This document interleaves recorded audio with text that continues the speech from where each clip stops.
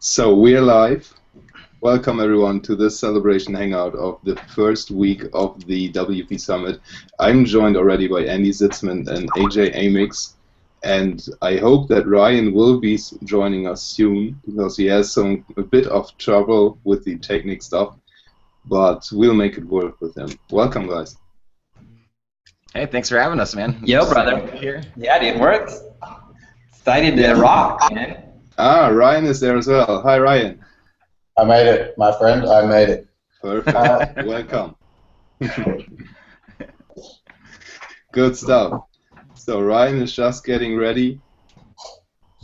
Good stuff. So welcome everyone to this celebrating hangout again.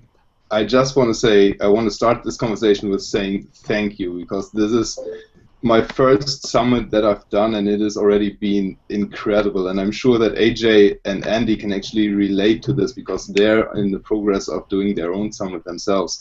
And today I want to give you kind of a background on the WP Summit, like what's going into the planning and why is this summit focused on WordPress and specifically. So first off, what I would like to ask each and every one of you, starting with Ryan maybe, is give us a little bit of an introduction of who you are and basically how you use WordPress in your daily business.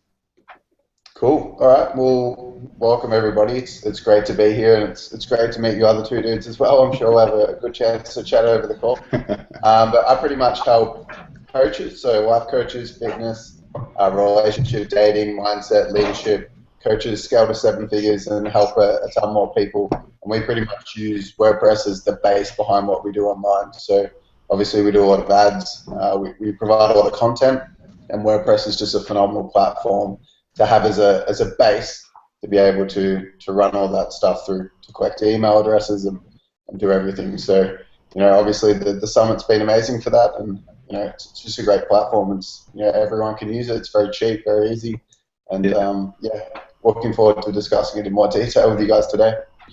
Definitely. And you guys, AJ and Andy, you are working on some very interesting with WordPress. Could you tell us a bit more?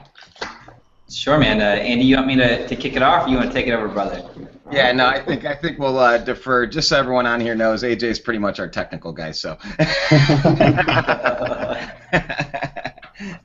But Sweet. So yeah, man. So we have like this whole big ass summit like coming on April 7th called the Movement Marketing Summit. There's 50 elite game-changing entrepreneurs who are going to go live, and we're giving everybody the playbook. Everybody's giving people the map, but we wanted to come and equip people with the GPS on how to build a brand, start a movement. And so we sequentially thought from point A to B, and we literally brought the best industry experts that are in today's marketplace to actually share the actual how-to content. No fluff, no bullshit, like straight to the point, how to do stuff. And ours is huge. Like WordPress has been everything. I mean, for our summit, it's almost our entire back end. I mean, we have it's powering everything. Like our website is like 86 pages now. By the time we have affiliate stuff, the speaker pages, like the landing pages, the order pages, and without WordPress, because I'm not super technical, but I do know how to like plug and play and drag and drop, and WordPress gives me the capabilities to do that. I don't have an engineering background. I'm not even a programmer. I mean, everybody here listening today, like I go to Jan. Jan's the guy that Andy and I use all the time. I'm like, dude, how do I do this? And I'm like, Jan, just do it. And he fixes it, takes care of it. You know, I just know how to kind of architect everything and know what needs to happen. So that's kind of why we use WordPress, and in fact, we tell all of our clients, just install it, it's easy, use it, like just use it, like, you know. So hopefully that's kind of an introduction of what we got going on and how we're using WordPress.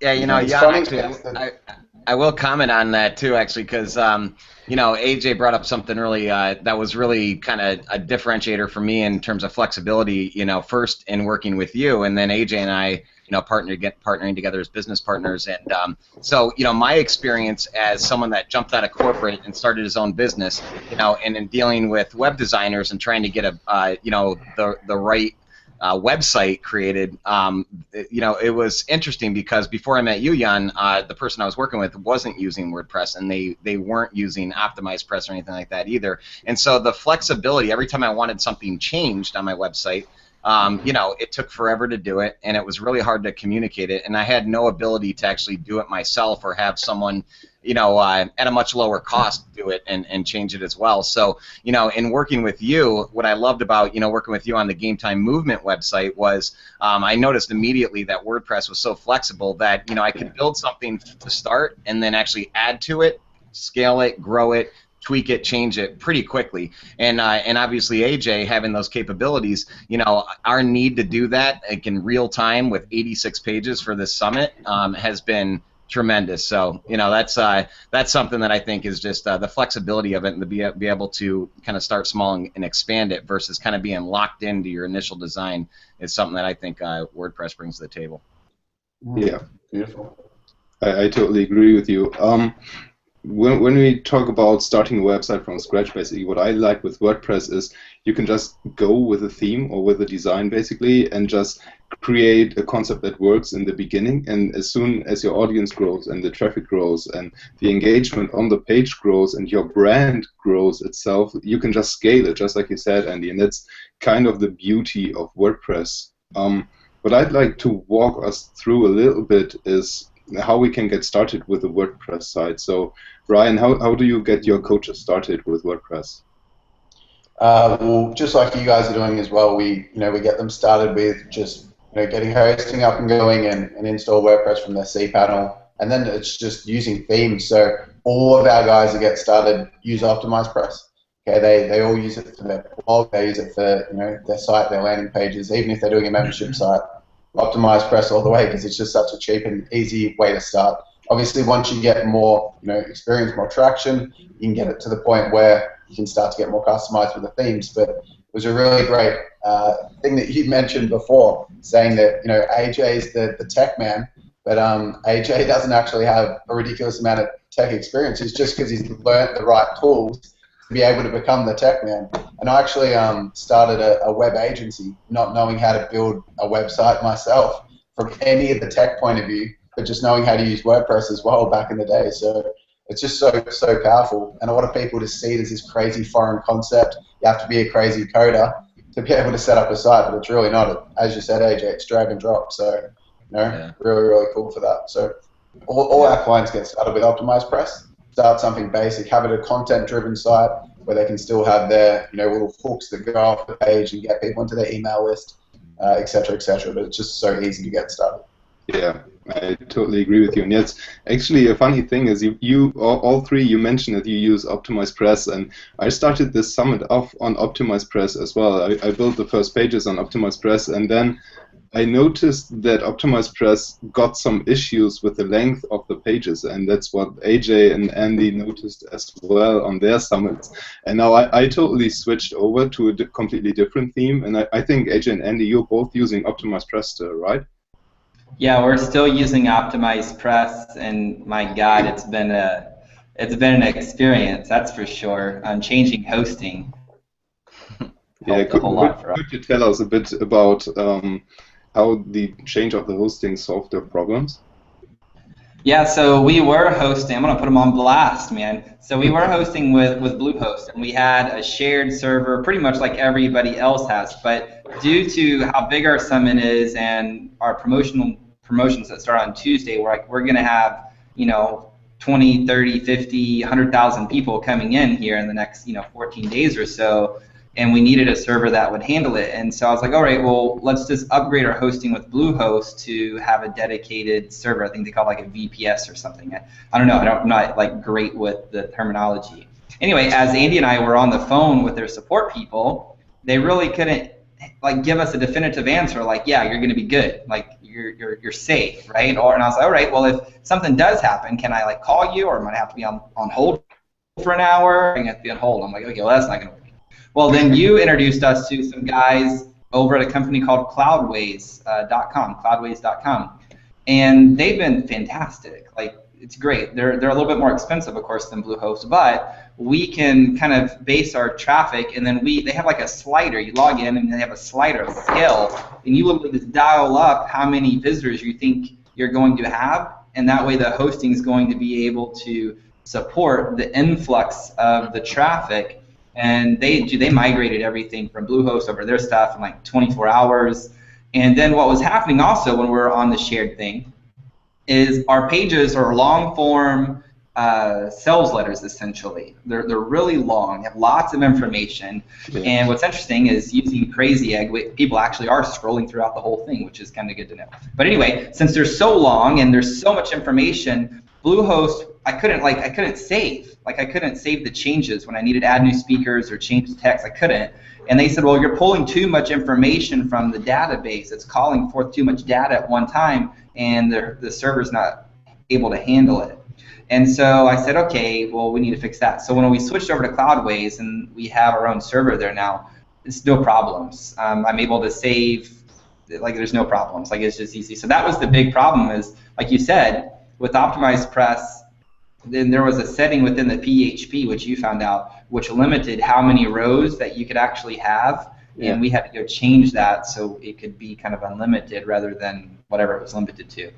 Yeah, and that's very important for everyone attending this Hangout, because you can get off started with a cheap host like Bluehost, HostGator, or whatever, but as soon as your website grows, you can easily migrate to a different, more expensive web host. And to that time when you need that web hosting that's a bit more expensive, you just have the money, because the money is coming in, otherwise you wouldn't need to grow. So that's something very important to keep in mind. Don't let these expensive hosting packages, like Cloudways is a bit more expensive, WP Engine is more expensive as well, but you don't need them in the very beginning. Just pick with something and go with it, basically. Yeah, and I would say too that the experience, you mentioned the experience. I mean, the experience with Cloudways compared to Bluehost, and I don't want to knock Bluehost. I mean, if you have a website and you're just looking to host the website, then Bluehost is fine, and that's what we were doing. And we haven't even migrated our other website yet. We will be migrating everything to Cloudways. But for this particular summit, we knew that we were going to need bandwidth from a video perspective. We were going to need be able to handle tens of thousands of people to the site, which just wasn't the experience we were even trying to provide on our current website right now. But the experience was, when you call into a bigger company, which it has a bunch of shared services for thousands and thousands of other people and websites, what you're going to get is a shared customer service organization as well, and so, you just have to realize that depending on your needs, where you're at, and Cloudways is a company that, I think, in kind of seeing what was wrong with the market in that space, they've fixed some of those issues. One, they have a complete virtual environment, so we can scale up performance when we need it, scale down it when we don't, pay as we go, and only pay for what we need. And so to have that flexibility, it's like, to pay $10 or $20 more a month in hosting, to know that my site's not going to go down when I could be making tens of thousands off that site, is worth the $10 or $20 in hosting services. More importantly, what was really cool and what got me was that Cloudways, I literally woke up one morning at about 5:30 in the morning, and I was able to connect with them via chat and get on the phone and talk about, okay, what it is we need, and then turn it over to AJ immediately when he got up, because he's a few hours behind me, and immediately started working on the migration. And literally within 48 hours from time to meeting them to actually having our new website up, it was migrated and working, and that issue we talked about with that one page simply was fixed. Yeah. Bluehost is good, but Bluehost doesn't have technical people that you can talk to directly like that. And they also couldn't really tell us what would happen if we migrated and what would happen if stuff, we had performance problems. So that was the big differentiator.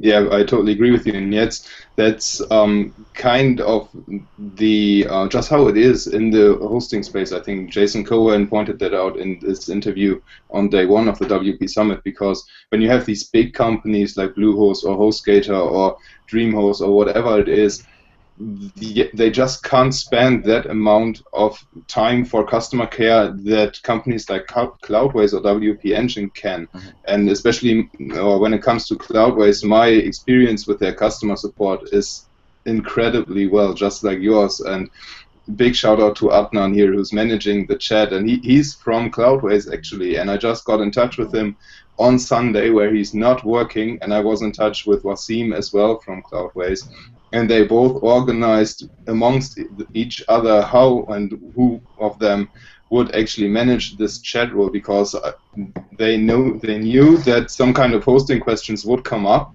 and so they agreed to manage the chat for one of their clients in their free time. So that's definitely something that you probably won't see on Bluehost or HostGator or something else. I totally agree. The bigger the company, the harder it is for them to react to current market changes and the needs of customers, right? I mean, that's just a common thing. I mean, I used to sell technology to some of the biggest financials in the world, and I would tell you, you'd be shocked sometimes on where their data is sitting and the systems they're using. Not because they can't afford to buy the technology, they couldn't afford to move the tech. They couldn't afford the downtime to move the data to new technology. And so, I assume Bluehost is probably having a similar experience with maybe their higher end services, where whereas Cloudways is built day one on a virtual environment that can do the things that has way more flexibility. I'm just assuming that's the problem. Yeah, I agree. That could actually be the thing. So, talking a bit more about the strategic approach of building WordPress websites, right? Ryan, what's kind of give us the strategic walkthrough to creating a WordPress website that actually sets the business up for success? Yeah, totally. So obviously, in our space, we're helping coaches. So people, life coaches, thought leaders, people that want to go out there and make a difference in the world, create a movement similar to maybe the other dudes on this call. So what we pretty much get them to do, and what we see as being, the first bit of important, the first step to take, which is pretty much just getting clear on their niche. I mean, who do they want to work with? How do they want to help them? Just making sure that they're, setting their compass point in the right direction first before they start, creating value and running things like summits and because there's a million different ways to get the same result and to get their message out there to more people and bring in clients, but we just want to make sure that they set it up for success to start with. So obviously having a really, really good niche, finding someone that has a really big problem that they are competent in helping is really, really important. And then just being able to take the step from there to set up the WordPress site to be providing phenomenal amounts of value to that audience. So what we pretty much suggest guys doing just to get started is just come from a place of giving. I mean, set up your site to be really focused around the blog, putting out things like, posts, valuable, video blogs, putting out interviews with other people that can provide value to your audience, putting out case studies of ways which you've helped your clients get results, and just really centering the whole site around value, even to get people to that next step, to get them to opt into your hook or your, what other people call lead magnets, and to attend your webinars. All that stuff is value focused. So I guess at the end of the day, your goal is to provide as much value to as many people as you can around the world in your niche. And what WordPress does is just set up the platform for you to be able to do that. I mean, it's just a vehicle to be able to help you do what you do anyway. Even if your business was completely offline, you'd still be wanting to provide value to people. What online gets you to do is just get that message out to more people. Just like what you guys are doing with both of these summits. You're providing a phenomenal amount of value to a lot of people, which is why you're going to get a massive return off the back end. Yeah. So I would just say set up your site around a value-based blog. Make sure that you're providing phenomenal topics which really resonate with the niche that you chose originally, and just provide killer content. Just give a lot away, and naturally by giving a lot of value away, and obviously marketing that to get it in front of more people. You're going to get your message out there, and the more value you give, the more people come back in. Obviously, it would help to have a really effective business model on the back end to maximize the results you get for your clients when they do take that leap of faith, and also to give yourself a really good return profit-wise. But just to set up your site originally, super cheaply, and to spend your time into content and value and giving your audience what they really want. Yeah, and this WP Summit probably is one of the best examples on proving that your approach actually works. Yeah. The best, not even one of the best, the best. It will be the best until someone else comes and creates a bigger summit. Hey, Jan, I have a question for Ryan, if you don't mind. Yeah, sure. Go for it. Yeah, Ryan. So I love what you just said, man. So could you give an example of what the exact opposite of what you just said would look like, so that way people understand like what not to do as well? Because I know you probably see a lot of that, and it was something I wish I would have known the answer to, a few years ago. Yeah, 100%. Thanks for setting up the question. So pretty much the exact opposite of that is going out there and saying that I want to help everyone with everything. So, coming from a coaching point of view to be, I help people improve their life and business. It's like, well, that's great. Or I just want to help make people's lives better. It's like no one wants. I gotta interrupt you, by the way. That's actually almost word for word what I said 2 years ago. There you go. So I love it. It happens all the time, especially with coaches. Because they're such great people and they're such kind-hearted people that want to make a difference. They don't understand the importance of niche, and for that reason, they'll go out there and say, "Yeah, I want to make people's lives better." And because of that, their message doesn't click with any individual specifically. And if it doesn't click for any individual specifically, it doesn't matter how many ads they put out there, how much value they give even. The topics are never going to align with people because the niche doesn't click and the message doesn't click. And in such a crowded market, when there's thousands and thousands of people competing to do the same thing and also become a thought leader and change lives, it's just not going to fly. On top of that, you need to make sure that, you don't just look for the quick fix. There's a lot of people that say, this is the epitome of somebody that's doing it wrong. I want to help other people make their lives better, but I'm looking for some thought leader that can tell me how to become a millionaire overnight.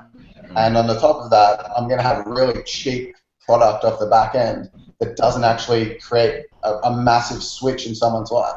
Because I find a lot of, and there's no right or wrong way to go about it, but I find a lot of coaches or thought leaders online don't provide a product off the back end which can guarantee results. Not that they don't want to, it's just that it's not premium enough and it doesn't give enough one-on-one time or even one-to-many time in a leverage manner, which is results-based. And without that, you can get people in and you can make a bulk amount of low-end sales, but we've got to think about it. Most of the people that buy that stuff aren't actually going to end up using it and therefore aren't going to get the results. So, if a coach or a thought leader can have a product that's really, really high-end, but really targeted towards someone that has a problem that they would consider a $100,000 problem and just actually guarantees the result on the back end, then they're going to get financially rewarded. The people are going to actually have that life change they've been looking for in one specific area where, like that one area which is holding them back in every area of their life. Like the one thing that's holding them back from getting what they want in life. It could be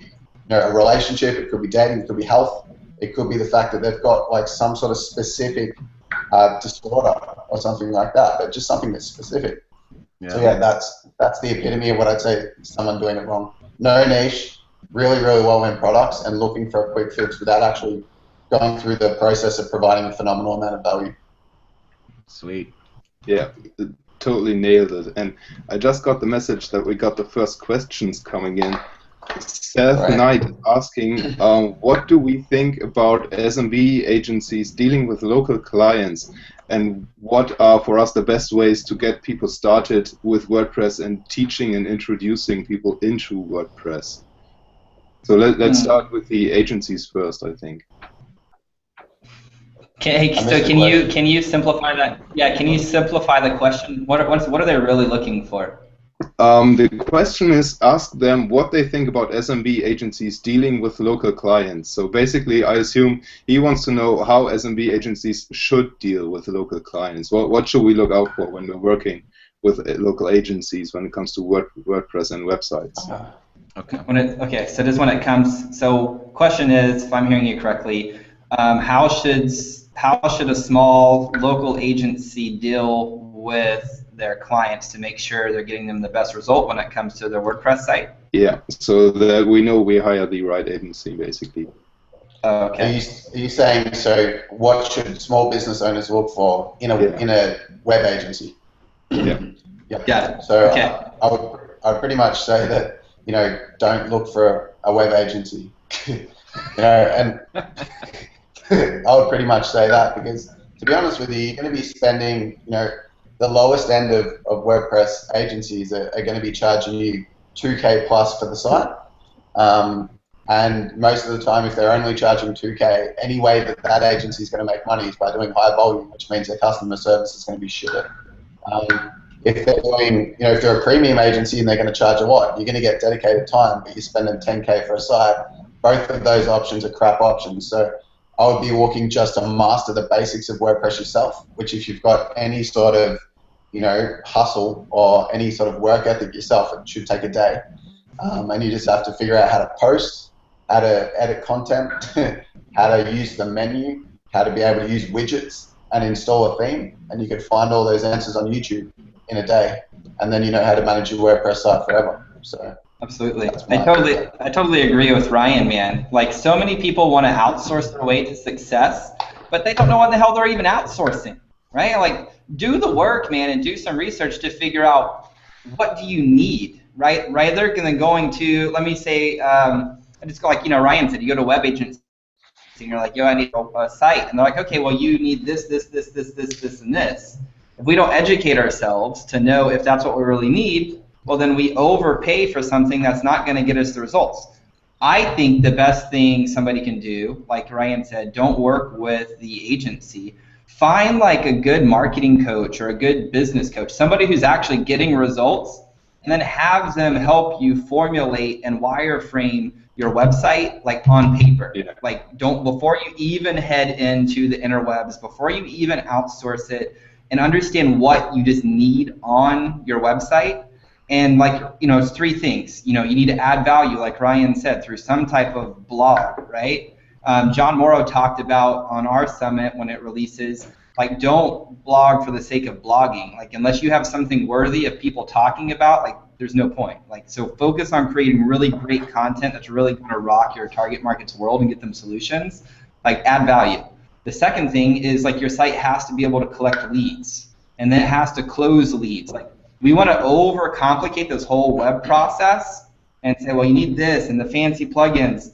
You don't necessarily have to. Your website does two jobs: collect leads, close leads. Yeah. Collect leads, close leads. Like, that's it. Like, it doesn't get any more complicated. So wireframe your process out on paper and how you want that flow to go, and then work with somebody like Jan or whoever else to help you build that, to then have the platform that's actually going to help you build your list and then sell product or services off the back end. You don't even need to hire someone to build the website. You can just go with a premium theme like Genesis or anything from ThemeForest that has more than 2,000 sales, and then you're pretty much set. Exactly. Yeah, I mean, I think it's all that, and I would just say for those that, because I am one of the guys that, luckily I do have AJ with me, but I am one of the guys that, like, raises my hand more often than not about trying to outsource some things, and web design is definitely one of them. So for that, what I would say, just in my own experience in working with a web designer, that was technical and just built websites versus someone like you, Jan, right, that, understood, you worked with a lot of people in my industry, so you understood my industry. You yourself were doing some of the key things that any entrepreneur, online marketer, coach does. So I would just say, if you're out there and you're looking for someone, like, look for someone that's worked with people in your industry. Go look at their websites and see if they're doing the things that Ryan and AJ just said are essentials on your website. And if those websites are doing that, right? I mean, are they simple? Are they, is the opt-in very clear?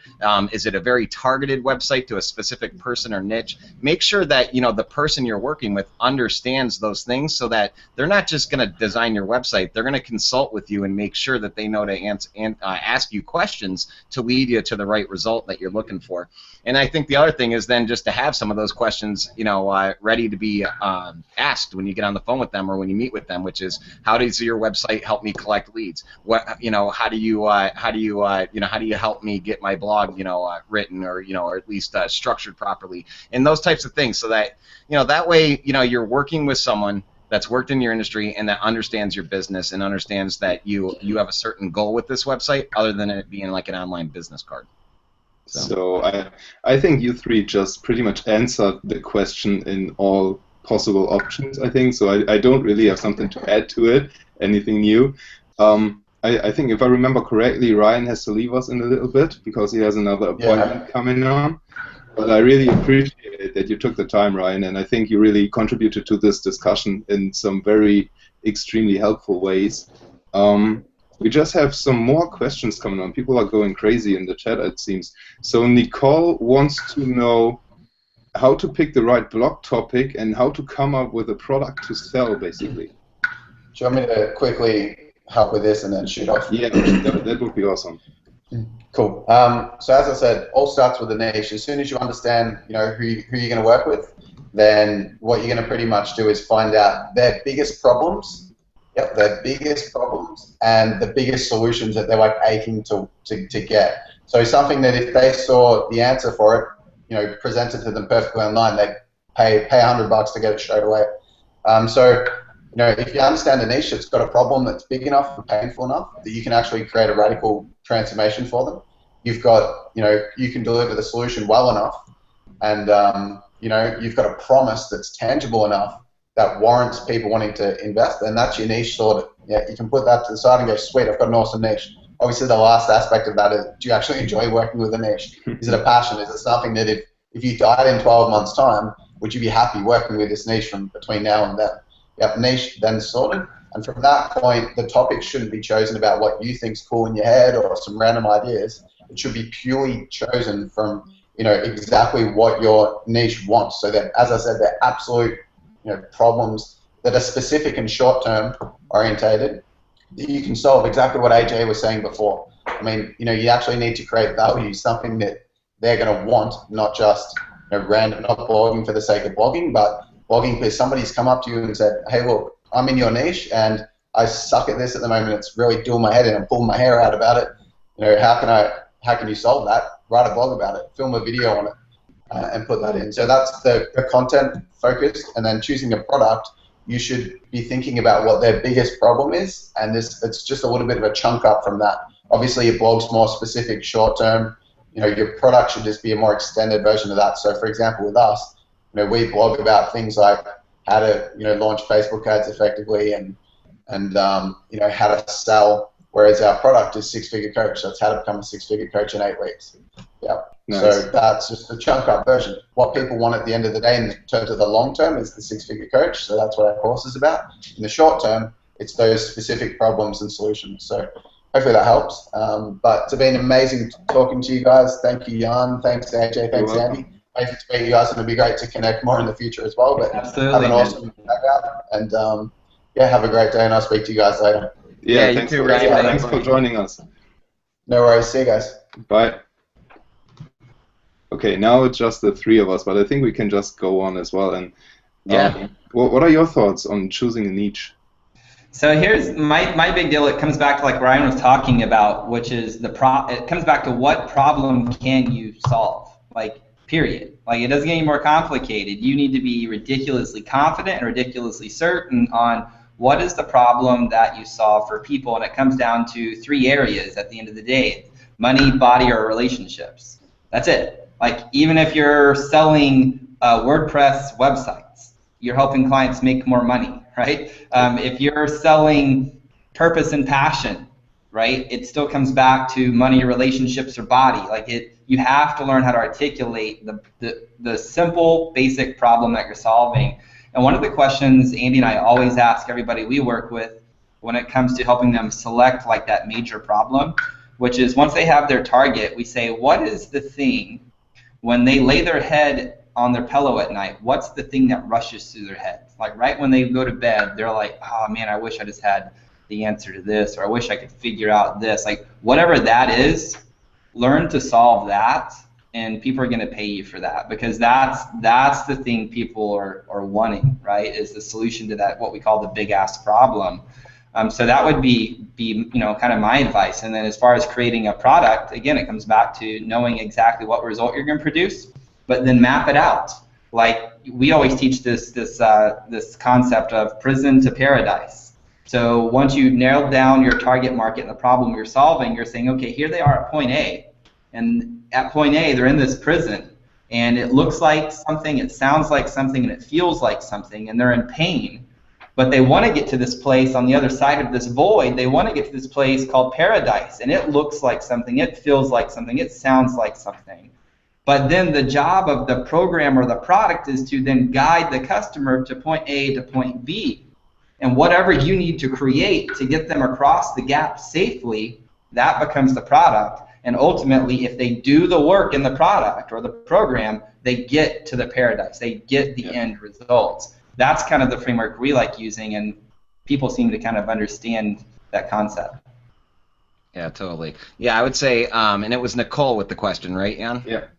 So yeah, I would say, Nicole, I mean, this is it's somewhat of a loaded question. There's a lot that can go into this. Essentially, you know, I will say I know two guys that are putting on a summit that you know, can definitely give you some great insight. But I say that like seriously, because something that AJ and I did with the Movement Marketing Summit is we brought 50 people that, you know, and broke out all these different categories. We have the world's largest blogger and John Morrow on that summit. Jeff Goins, who's an amazing blogger, is on that summit, and then Lori Thomas Ross talks about how to get started with the blog. So, you know, Nicole would learn in basically a day everything she would need to know about how to get started with the blogging and how to do it. So I share that because AJ and I are going to give you a little bit of information right now, Nicole, but you could go on and spend a good, you know, 2-4 hours on some videos, and you would be light years ahead of where you need to be by checking that out. So you can go to our summit and register, and you can check that out if you'd like. But what I would say, to build off of what Ryan and AJ said,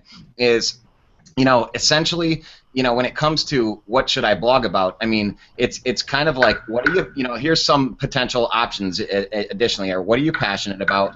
What are your strengths, right? What are the strengths and things that you can show people or help people get results with, or what are some of the struggles that you've overcome, and how did you do that? You know, and because typically when people come to us and they're trying to start an online business, those are the things that they're either really strong in some business category or technical category or skill set, you know, and they miss it sometimes, like what they're really good at, or they've overcome some struggle and they haven't really taken the time to actually, as AJ said, go through, like, how did I get them out of my own prison into this paradise, and, you know, what was the journey I took, and what were the steps? And when you can logically start to break down those steps, that turns into your program, that turns into your product. And then your blogging is basically, like Ryan said, you know, you're blogging on either, you know, big problems or mini little problems that you're just trying to solve in those blogs consistently, so that you start to build an audience. Now here's the key. What I would encourage you to do is to figure out that one thing, that theme for your blog, but then you have to take your time to build your audience, because you don't want to just start, you know, blogging and then start selling right away, because you're going to turn off your users, and it takes time for them to build trust with you and to really, really love you. And so if you do it the right way, I mean, Jeff Goins actually took a year before he even sold anything. But if you start blogging and you build a following, and then you start to get your blogs on other people's sites that have guests, you know, that have a bigger audience, and you start to build your following, then you can start to really, you know, survey your audience and find out for sure what they want in a product before you just kind of guess at it and try to sell it. So that would be my suggestion. Powerful stuff, and I think Nicole is ready to rock and roll now with her blog. Then we have Adspedia. How do you advise people on WordPress? Do you tell them it's an off-the-shelf solution that you help customize? So basically, when it comes to working with a WordPress developer, should the developer tell them it's a theme that you just customize as a developer, or is it something from scratch, like really custom-coded design? How do you work with your developer? Oh, that's me. Yeah, so I want to fill this in a little bit, because I did used to run, and I did have an agency where I worked with small businesses, and it's a total different way of working with people than the business model Andy and I have currently. Mm-hmm. And so when working with the local small mom and pop, brick and mortar, like typical normal businesses that aren't kind of this whole lifestyle expert entrepreneur space type thing, they don't care. Like they don't care. Like, you can tell, hey, this is a WordPress, and you're gonna have these plugins. They don't care. They're just like, okay, like it means nothing to them. So if you just kind of remove all that, it doesn't matter. So you just want to give them, again, the solution and say, we're building you a site, right? This is what it's going to do for you. Here's going to be the benefits of it. Here are the features of the site. You know, do you have any questions? And here's a deadline that we're going to complete it by. And by the way, hit the deadline, programmers. Hit the freaking deadline for clients. Okay, and then that's it. Like they don't need to know, in my opinion, is it going to be built from scratch? Is it going to be a theme? Like it's not. Now, what I would say is, as a developer, as a programmer, I think we do need to be full of like integrity, and don't charge them a custom programming fee for something you're pulling something off the shelf and customizing. Like just like know, like internally, like know how long it's going to take you to complete the project, and the value that you're adding to the client and the results you're going to get for them by completing the project, and then, you know, price the project accordingly. Because so many people that aren't technical, they don't know. Like, they don't know what questions to ask. They don't know the difference between a WordPress or a Joomla or a custom-built website, if it's running HTML or HTML5. Like, they don't know any of that stuff, nor do they care. So I would just say, to sum this up, my rant, just make it simple and just tell them, hey, this is what we're going to do. These are going to be the benefits. Here's the features of the site. That's all people cared about when they asked me. Like, Jan, you and I worked on one for an event planning company. Yeah. I went into their office. I showed them the dashboard. I literally went in. We built it all out. I went to their office, spent a couple hours with them personally, showed them how to log in, showed them how to run all their features. Like, I trained them essentially how to use WordPress. And again, they didn't care what it was built on. They just wanted to know, what results does it get and how do I use it, and we're good to go. So hopefully that answers your question. Yeah, I think it totally does, and that's how I see it as well personally, because when I get a new client, I always tell them if it is a theme that I'm customizing, or if I code it from scratch, basically.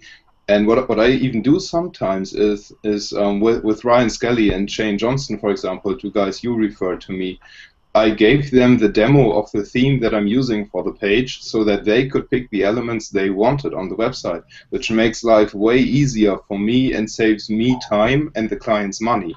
So this is just kind of a question of the service you want to provide for the clients, I think. And if you're, just like you said, if you're full of integrity, clients will appreciate that and will come back to you, and you will build a relationship with those clients, just like we three have, and we are working together for a month, and I know AJ for almost a year now.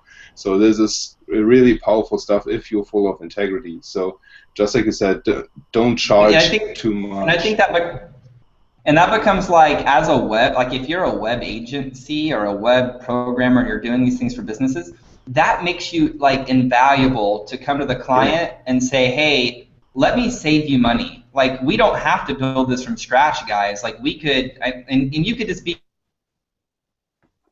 completely candid, talk about some techie stuff. So let me just kind of give you the high level. If you want to know more details, I'll share with you. But pretty much what could happen is there's templates out there that we can just customize. So it's still you, but it's going to save lots of money for you.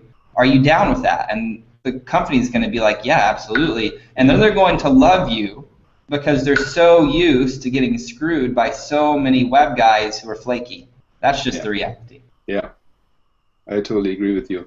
Another question from Expedia is, how do you secure WordPress for your clients? And actually, that's a topic that's coming up on day 9 of this WP Summit. We have 3 experts talking about WordPress security, so definitely watch out for this. But when it comes to the small rundown, I'll just give it to you.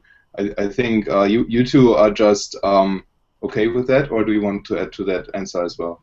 No, you're the master. I mean, we had I was gonna say we might know a guy that's on our summit talking about that as well. So I actually have your 7 steps right in my notes. Do you want me to read them, or do you? Yeah, definitely. Just go ahead.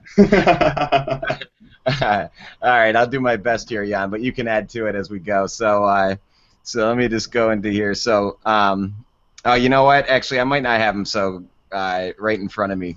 I don't know if I didn't put all of them in there. So go ahead, Jan. You give the 7 steps. Yeah, I just give the most important steps to not overwhelm people here.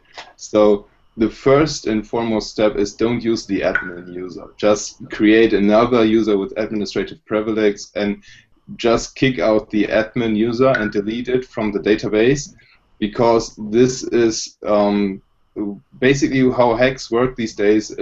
They are automated scripts which most often attack the login form. And guess which username is tested in those attacks? Of course, the admin user, because that's a standard. So don't use the admin user. Along with that goes use long passwords. So 12 characters should be minimum, and make sure they are not in a dictionary, because there are attacks that are called dictionary attacks. But basically, the script just goes through files with millions and millions of words coming from a dictionary, testing them if they are a good or a valid password, giving them access to the WP admin area. So don't use a password that's in the dictionary. Create backups. Akshat Choudhary will definitely help you creating an automatic backup routine on day 9 of the summit, so definitely watch out for Akshat's interview. And install updates as soon as they are pending, because updates most often fix security issues.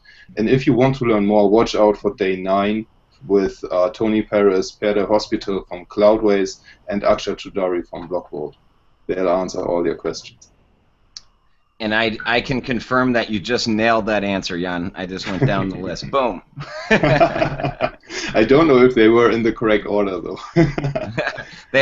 My order's different, but the other thing though that you also shared, when we talked to you, was some of the myths too. That not to think that no website's too small to get hacked or to get to get taken over. So just even if you're just starting, or if you're recommending to your clients, make sure that they regardless what size they're at or where they are in the stage of the game, to use it. And then you mentioned that word backup, and backup is so important. And make sure that as a consultant to your users or for your own business, that you always have a backup. So yeah, totally agree with you.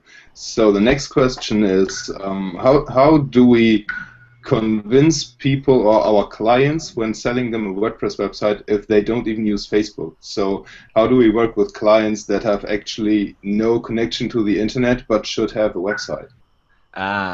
Okay, so I can take. Andy, do you want to take this one? Because this comes down to it's basic sales. I mean. Well, yeah, I would just say this. I wouldn't, number one, there's a lot of people in this world, and and I wouldn't be trying to run around convincing people why they need a website. In fact, your value, and I would try to be inserting yourself in the rooms, the conversations, where people want a website already, and they're just looking for someone like you that can do it. But that said, the reality is that I would struggle to say that if you're going to convince someone that's a small business. I'm assuming you're talking to a small business and they don't have a Facebook page and they don't have their website, right? So if they don't understand the importance of being online at this point, I'm not sure those are your ideal clients. I'm not, and they're probably going to be really tough to work with. But what I would say about this is that in terms of a website, right? What does speak the company language? So any company out there typically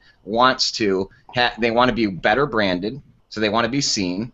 They want to collect more leads and build relationships with their clients, and they ultimately, want to look and feel much bigger than they really are. They want to be looked at as professional and as an expert or an industry leader in all that they do.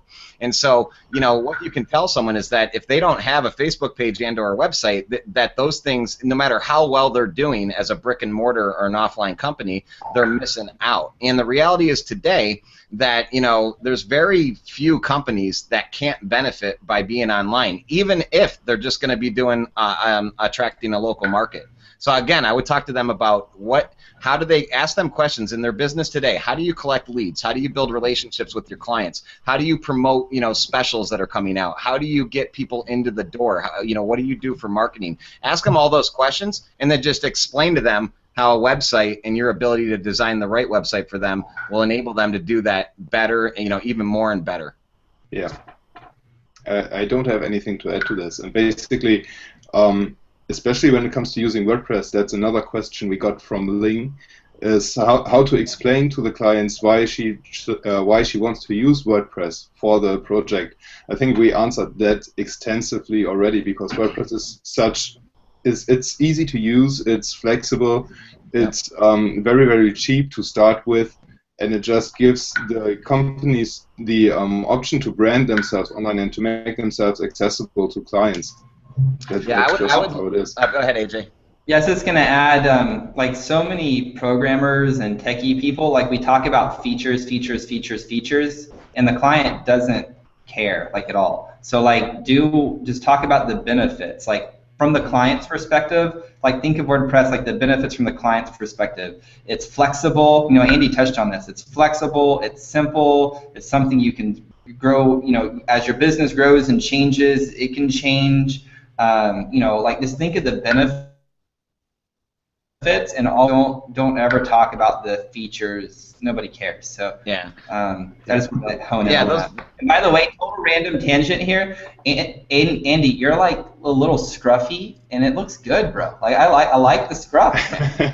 Right, but the problem is, AJ, I can't go. It's, you know, pretty much ends here, and it gets all blotchy. I don't have this beautiful, you know, this beautiful Fu Manchu that you can produce. But but you know what I would say to that, to just kind of wrap up that question, Jan, though, and because we did touch on it, but it's really important that, as AJ said, you like really just talk about benefits, because the things that changed the game for me with WordPress, right? And again, I'm probably the only one in the conversation that actually doesn't really know how to use WordPress that well, you know.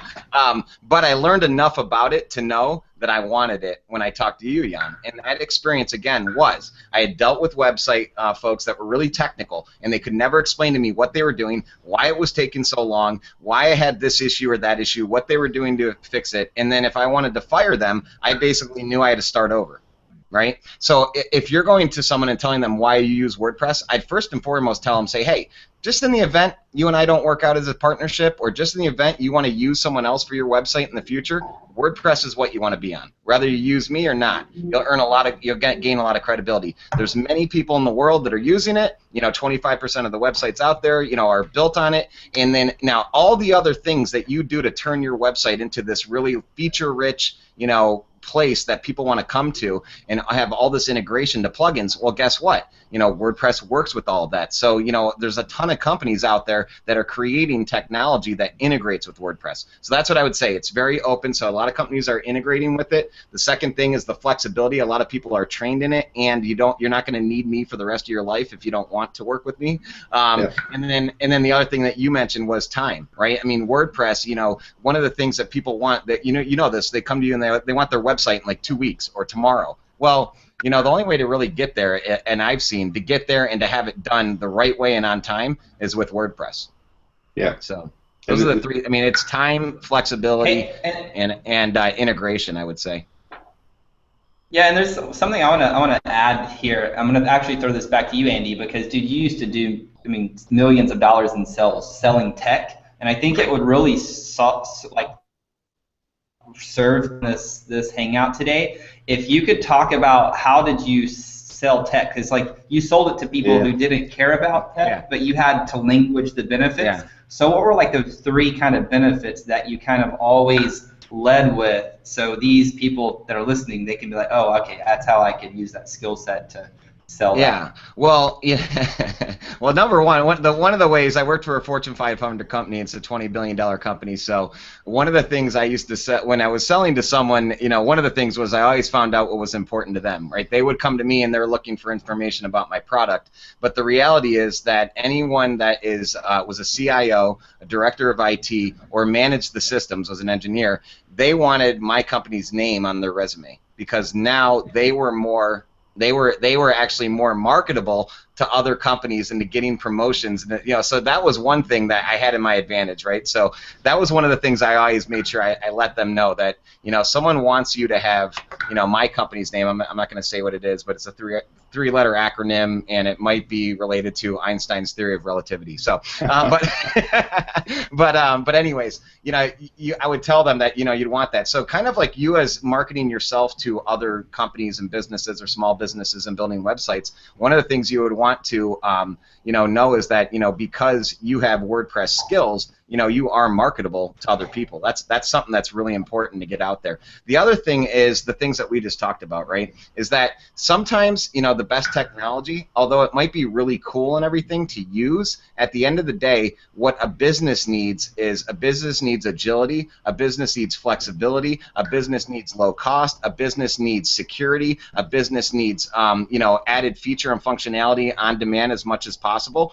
And when you work with WordPress and someone that understands that, you can get all those things. If you work with someone on more of an HTML level or very customized website level, heaven forbid that person got sick for a week and you couldn't get a hold of them. Heaven forbid you needed a change immediately. You wouldn't be able to get any of that, and it's not guaranteed that people are writing code and plugins and all that to all these other different platforms. It is a guarantee that you're doing it to WordPress. So I don't know if that helps, AJ, but that's how I would say it. Yeah. You just pretty much summed it up as just put yourself back in the client's shoes. Think of what are the benefits for them, and then articulate the benefits. And as long as you do that and stay away from the features of technology and focus on the benefits, everybody's happy. The client's happy because they understand. You're happy because you're not having to spend forever explaining, and it's the way. And the last thing I would say is to wrap, and what you have to wrap around all of that. And this was the biggest selling point of my company, because the reality is this: no matter how great technology is, you're going to have problems. Things are going to go bump in the night. And what people really want is they want some, a reassurance that you're going to be there for them. So if you can wrap great service around that, and that's what Jan had me locked in, man. From the first week I worked with him, I knew instantly that he was different than any other web guy that I've worked with, because he was emailing me, he was following up with my questions, and he was being patient with me.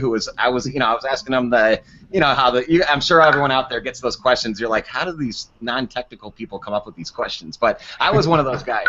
And you wrap great service around it, because things are going to go wrong. And if you go the extra mile and you show your customer that you're going to be there to support them, then they're not going to care as much whether you're using WordPress or not. They're going to care about they have someone to call, and that you're going to be there to help them when you need them. And that's in any technology company out there. It's the company that has the best service that wins. Period. Yeah, and that actually leads up brilliantly to the next question, which is, should one sell a one-time solution or recurring service, like updates, like content management and stuff like that? Mm-hmm. And my take on that is that it heavily depends on what the customer wants. So if you're building just a landing page for a customer, then a one-time solution would be a perfect fit. But if it's just like we three are working together, if it's a long-term relationship, then recurring payments for like updates and maintenance and content management and stuff like that would actually make sense, I think. Yeah. I'm not sure if AJ wants to answer that. What I would say is just make sure you scope it properly. Don't be afraid to have the kind of scenario-based conversation that's really important to have when you first engage with a new client, which is, here's what we're scoping. Do we agree that you're going to get this? And, if these other things are add-ons, listen, I'd say, I don't want to nickel and dime you, and I don't want to, constantly be asking you for more money for certain things, but in my experience, this is usually how it works. So let's just make sure we're clear on what you're going to get in the initial package, and then what some of the ongoing costs are if you want me to do them, and just make sure you get them to agree with you. And say, because if we don't have this conversation and you go to someone else, they're just not going to tell you that, and they're going to keep charging you more and more money. I want to make sure we scope this thing right the first time. And then the other thing is from a business model standpoint, that's really up to you. If you want to just work in one-offs, know that if you're doing only standard one-time deals, that chances are your scope is going to creep a lot, because you're going to want to keep that customer happy. So it is good to probably have a secondary option on how to handle those situations where it's either after it's done and you want to add on, or just making sure that you don't let the scope go beyond what you originally agreed to. Yeah. Yep. You guys covered everything. When I was doing kind of WordPress sites, I hate doing them, by the way. It's just not my strength. But you're so good at them. You're very good at this strategic part. Go look at this stuff. I mean, Jan, you've created a monster over here. But like just I think like you said, Andy, just be upfront like with the client, and just because again the client doesn't know what they don't know, and they do feel like they're being nickel and dime to death because they're going to pay an upfront fee for development, and then they have ongoing hosting, and then there's going to be ongoing monthly, and it's like, oh my God, does it ever end? I swear it's fucking suck. Like I have to pay for the domain name? Yeah, exactly. You need to be clear with them, and like you said, Andy, tell them like, dude, we're all human beings, and we want to do business with friends. In my opinion, like I want to like be homies with everybody. So if somebody comes to me that's a service provider, it's like, yo, man, I don't want to nickel and dime you, but here's what we need to look out for, and this is the reality. So you could do this, or don't worry about paying me. That's cool, but this may happen as well. How would you like to proceed? Like if somebody presents me with that way, I'm like, oh, dude, thank you so much for one, looking out for me.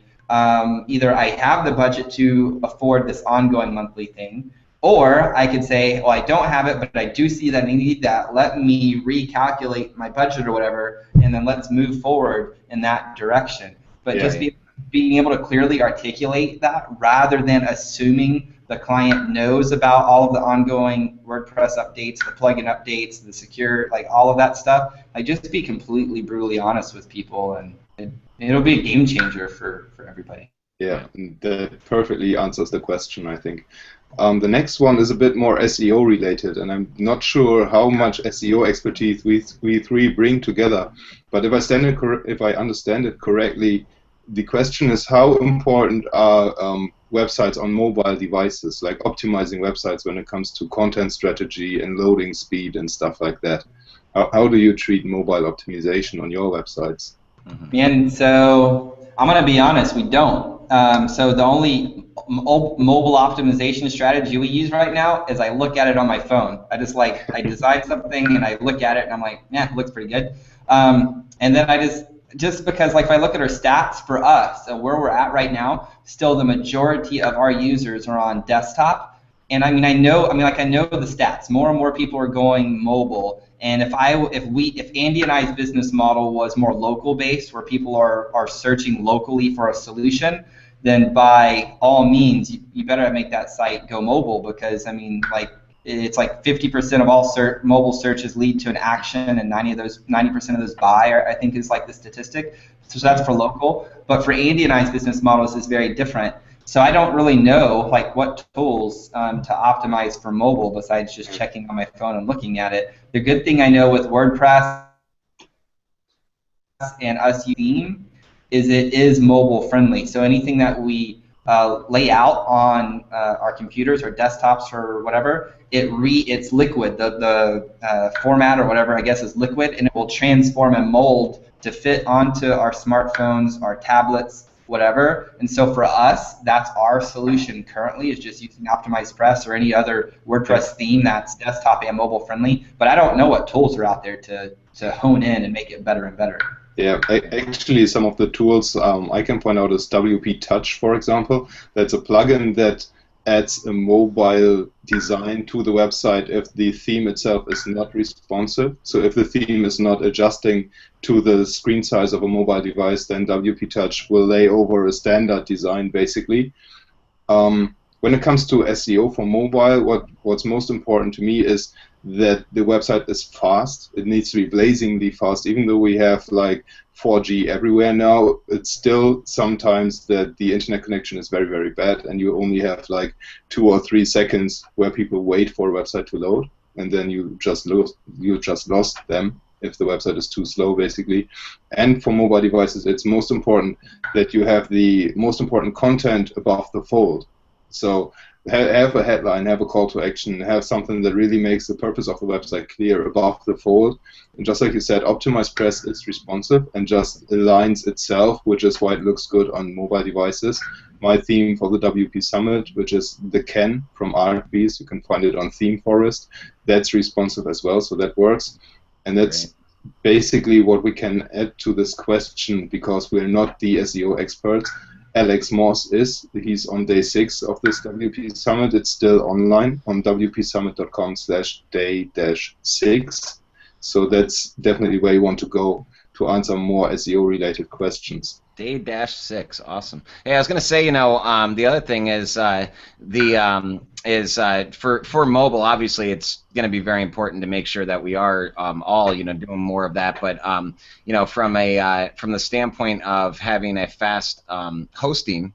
I noticed immediately too. Just another plug for Cloudways. But when we transferred our hosting to Cloudways, our hosting and the page load was so much faster than it was on our prior service. So that's that's having a good hosting provider as well, like Cloudways will certainly help with that piece of it. And then the other thing, I don't know if do you mind if I recommend someone that they might want to look at for some more mobile information? Do you mind if I share? Of course, go ahead. Okay, there's a guy named Greg Hickman that people can go check out. And Greg, I believe he has a podcast, but go to Greg Hickman, Hickman, and he's kind of a mobile expert, in helping companies go mobile. So, if you really want to dig into that deeper, Greg Hickman's another great resource in addition to the one that Jan has on the summit. So. Yeah, I think Mobile Mixed is this podcast.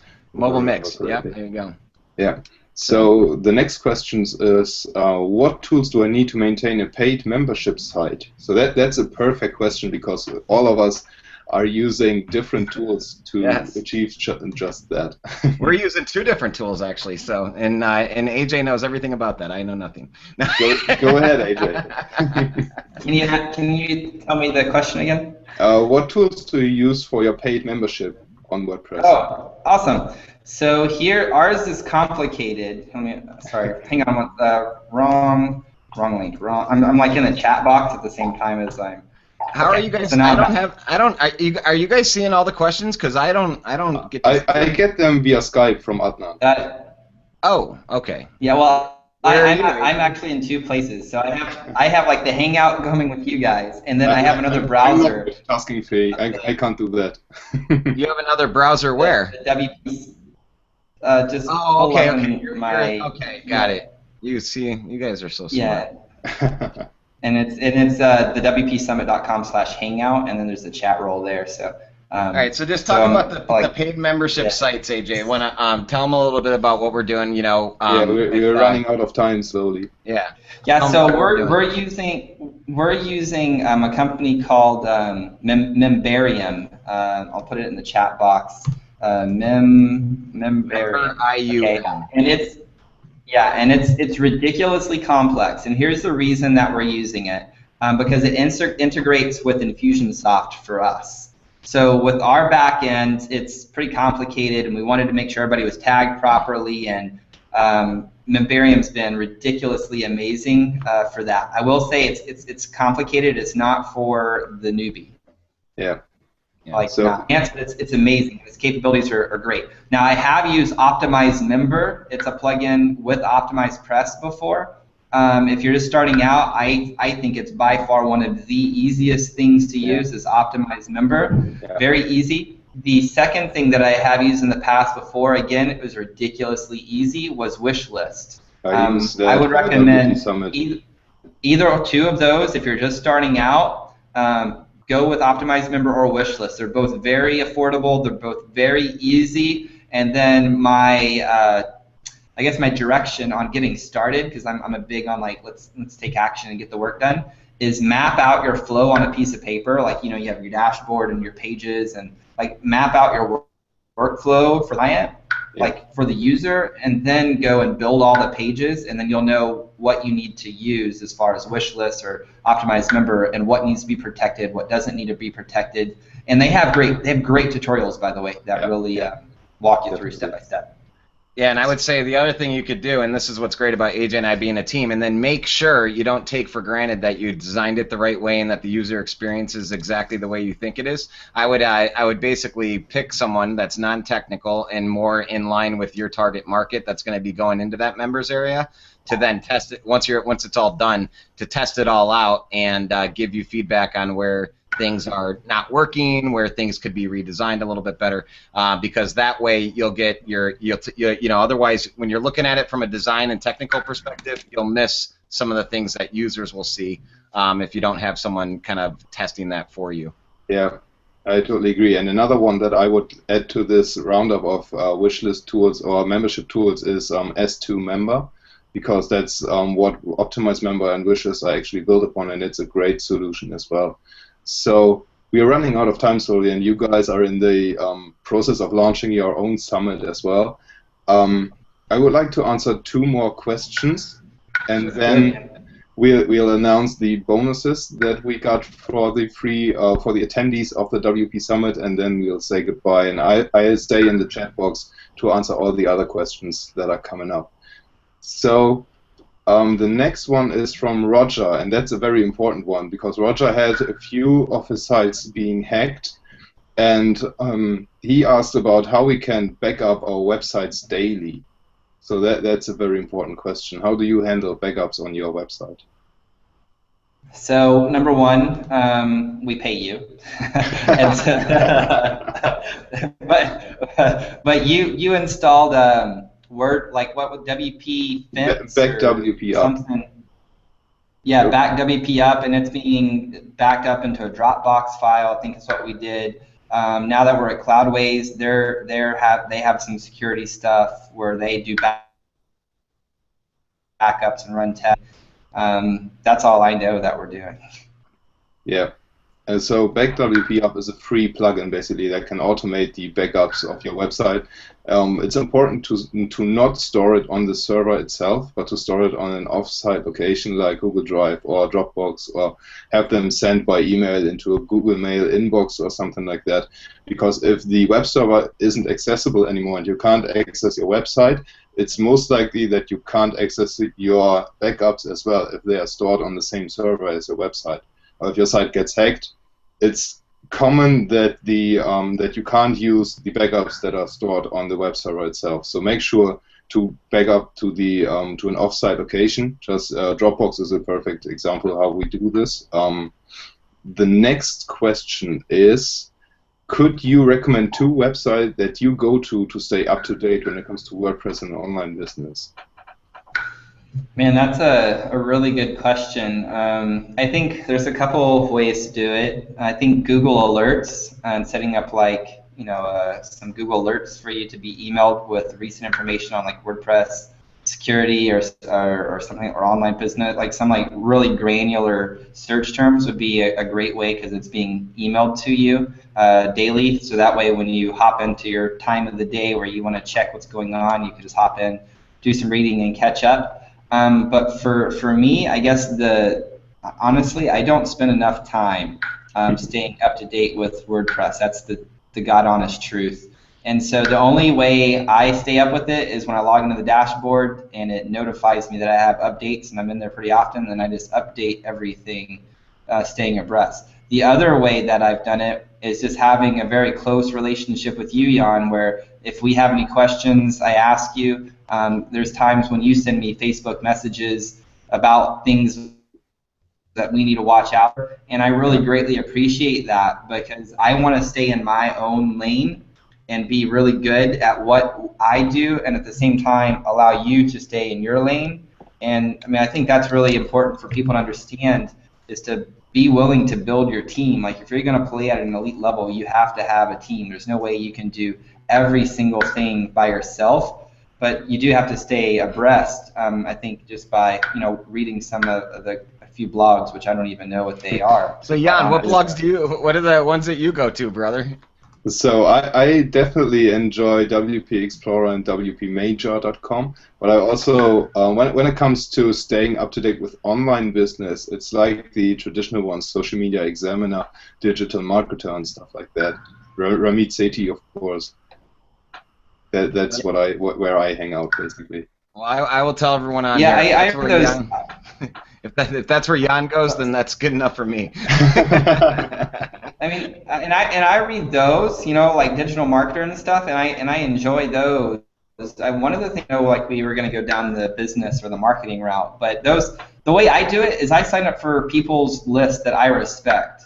Like I see people in my industry that are playing at a different level than me, and I like their business model. I sign up for their email list because they just send me their content rather than me having to go manually search it. That gets just sent to me, and I read it. And I subscribe to stuff on my Facebook feed to specific people like Ryan Dice, like Frank Kern, like Post Planner, Josh Parkinson over at Post Planner. Like they put out some great content. Lead Pages, like their blogs. Yeah. Like I pay attention to their content, and that's how I stay up to date on a few things. Yeah, one of the things that I would say that, and this is more just a business, tip, if you will, is I would say that one of the things that would probably help anyone's business on here is to get put together your own little mastermind or your own advisory board or your own peer group of people that do similar things to what you do or exactly what you do, and meet with them on a regular basis. Maybe it's once a month, maybe it's once every quarter, but you get together and you share what's working, what's not working. You share tips and trends and things, and you share, and then you guys maybe can collaborate on how they're growing their business or what common mistakes they're making, what things are working, all that stuff. But if you get an advisory board or a peer group, it helps you kind of step outside your business, get some different perspectives, but also maybe learn some things that you wouldn't have learned on your own. So, and again, if they're reading up on all the industry news and the latest and greatest, they're going to be able to share some of that with you as well. Yeah, that's pure gold actually, and that's kind of leading into the bonus section as well, because for the bonus section, what I like to announce is that AJ is coming as an expert on the live Q&A calls for everyone who gets the All Access Pass. And some of you might have known this already, but what's coming next you can't know, because we've got some amazing bonuses from our sponsors. So Cloudways is giving away 50 free months worth of hosting, worth of $25 each. So for the 50 first people who get with Cloudways and subscribe with them and get their website over to Cloudways, you'll get a 100% discount on your first invoice. So that's pretty amazing, if you ask me. We have Template Monster giving away 20% for all free subscribers to the WP Summit. I'll send over all the coupon codes by email after excuse me, after the summit is over. For everyone who gets the All Access Pass, Cloudways Template Monster is giving away 40% on WordPress themes. So that's pretty amazing, just cutting the cost by half almost. We have coupon codes from WP Engine coming as well, and we get 20% off from Scythe.com from Devin Patel, who's also a sponsor and a speaker on the summit. So that's pretty amazing bonuses, if you ask me. And Scythe is awesome, by the way. Andy doesn't know it, but we're using it to monitor our dashboard. And it's fantastic. Like having everything. What are you talking about? And I totally know we're using that. I created some. I created our custom alert coding for that this morning. Good stuff. AJ, could you tell us a bit more about how you use Scythe, just in a minute or two? Yeah, absolutely. So Scythe allows you to create pretty much a virtual dashboard where you can drop widgets, so you can keep track of your data. And so, Andy and I have usually this spreadsheet that we log in with our assistant, and we look at all of our numbers, but we have to log into lots of different sites to pull all of our analytics. Well, Scythe allows us just to, let's say, add Infusionsoft, and then we can see the subscribers for that week, the sales for the week. Like there's certain different dashboards we can pull in. We can sync our Google Analytics, and so we can see our new visitors, we can see the referral sites, we can see like all the different little widgets. And so bam, right there, I just log into Scythe and I can see traffic, I can see opt-ins, I can see sales, I can see everything I need to see right there, rather than having to log in, look, log in, look, log in, look to like all the different pieces of software that we're using. It's just a one-time login, and I can see the data that I need to see. Yeah. What I really like about these sponsoring offers that we get is they set you up for success, because you get everything you need to get started with WordPress or to take an existing site to the next level. You get amazing hosting. We love Cloudways for our WordPress summits, and it's amazing, the experience with the customer service and the performance for me and for you as well. I host my personal blog at WP Engine, which is a great experience as well.